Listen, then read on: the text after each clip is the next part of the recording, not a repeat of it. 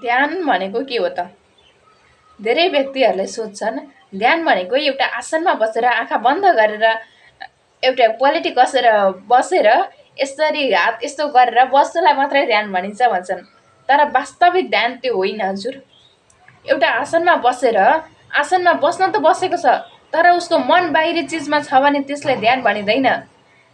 मन चाहिँ हुनु पर्यो, जुन कार्य गरिरहेको छ त्यसमा फोकस हुनु पर्यो, त्यसलाई भनिन्छ ध्यान।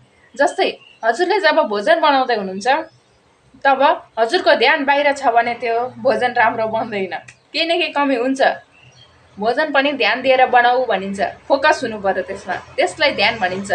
जस्तै ध्यान नलगाइकन गरेको कार्यलाई राम्रो हुँदैन, त्यो पूर्ण हुँदैन।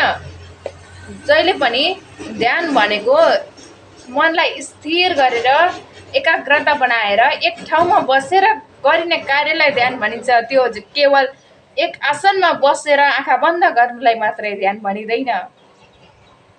अर्को छ ध्यान दिएर हिँड, ध्यान दिएर गाडी चलाऊ।